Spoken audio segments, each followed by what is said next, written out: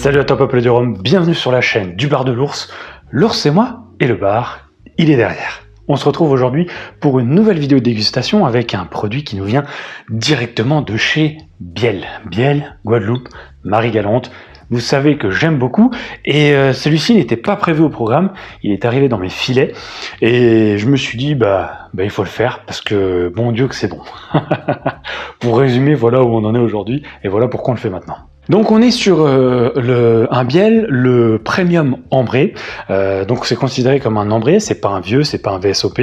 On titre à 45 degrés d'alcool et on est sur un produit donc qui est fait à partir de pur jus de canne à sucre. On est sur un rhum agricole de la Guadeloupe. Même si on n'a pas l'AOC Martinique, on est bien sur un pur jus. Donc c'est distillé 2 fois, d'abord en colonne créole, puis en alambic. Donc c'est vieilli 1 an en fût de chêne et pendant quelques mois en plus dans des foudres pareilles en chêne. Des petits foudres, donc quand on dit foudre, c'est des grosses quantités d'alcool, c'est des choses qui peuvent atteindre plusieurs dizaines voire centaines d'hectolitres. Donc je l'ai dit, on est sur un Biel, on est sur un pur jus, on est sur donc les bouteilles Biel qu'on connaît, vous en avez derrière moi ici présentes. Le bouchon, pareil, le petit bouchon Marie-Galante. Et puis voilà, rien d'exceptionnel.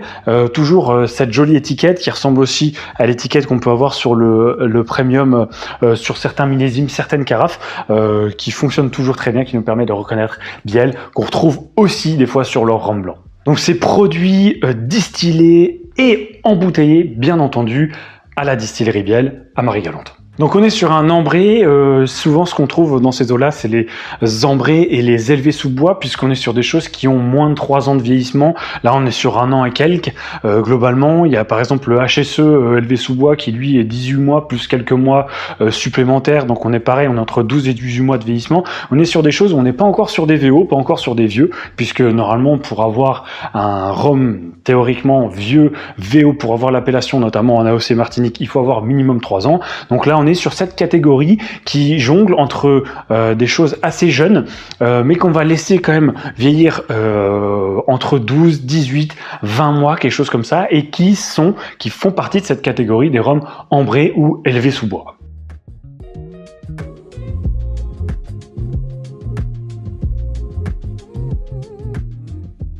La robe, c'est un orange cuivré, très très prononcé.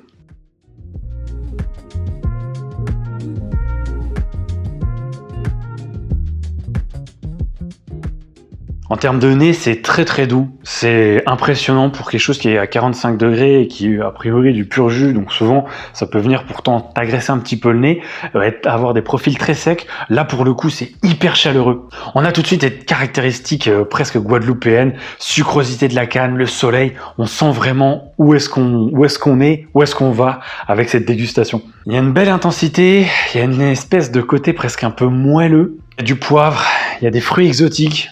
Il y a un côté presque un peu pain d'épices grillé, vanillé. On a effectivement des épices.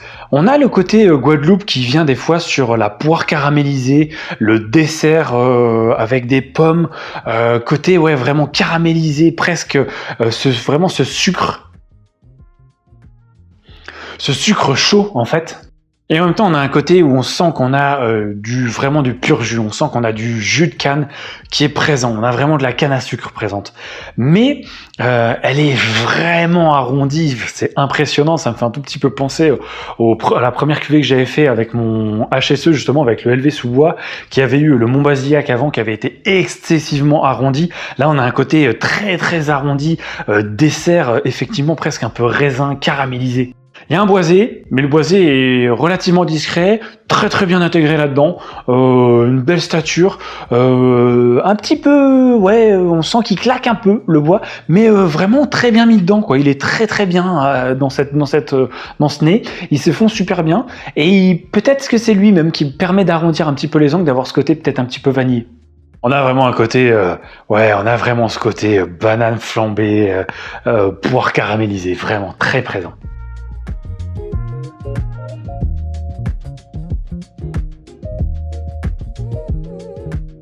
Alors le nez nous a amené vraiment ce côté moelleux et doux. Là, la bouche, pareil, on a vraiment une approche hyper douce. Où on sent qu'il y a un peu de caractère, il y a quelque chose, mais c'est hyper plaisant.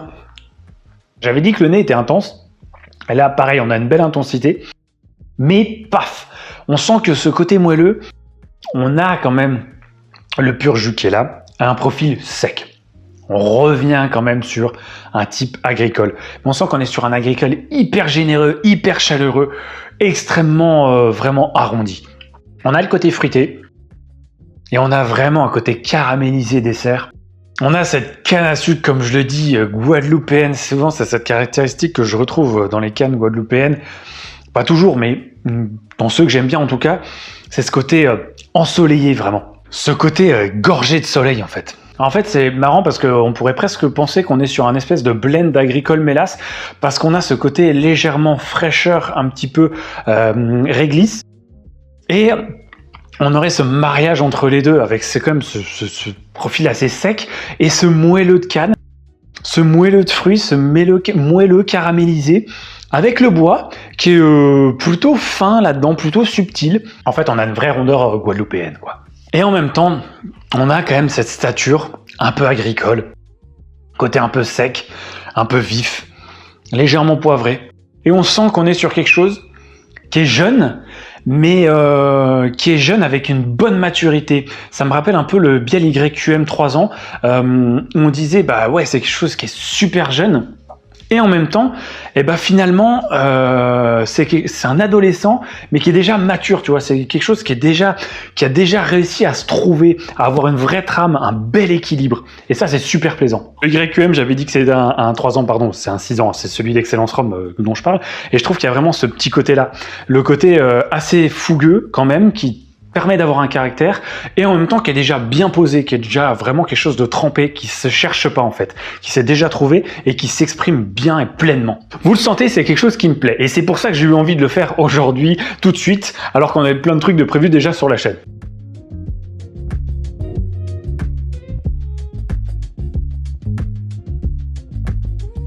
Quand on arrive sur la finale, c'est là qu'on comprend qu'on est quand même sur un produit qui est jeune.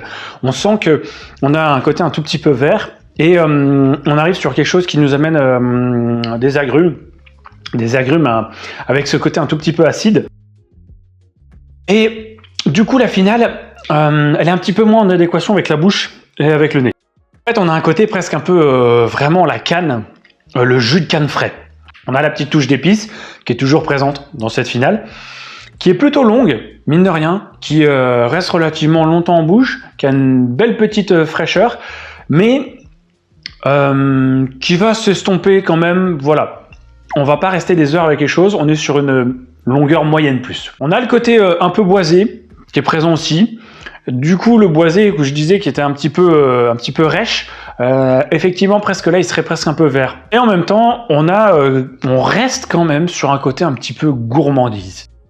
La finale nous fait rester dans cette optique, en nous apportant une fraîcheur et un côté un peu plus vert presque, présent. Donc une finale qui nous ramène un petit peu presque les pieds sur terre, où on avait quelque chose qui était vraiment excessivement doux, excessivement gourmand, même en bouche, en ayant ce côté agricole. Là, le côté agricole qu'on avait beaucoup moins au nez, en moitié de partie en bouche, là, il se prend un peu plus au jeu quand on arrive sur cette finale. La finale pour un ambré, par contre, franchement, elle est bien. Elle est relativement constante. Et ouais, je vous dis moyenne plus, franchement, pour un ambré, c'est top. On a des vieux qui ont des finales bien plus courtes que ça.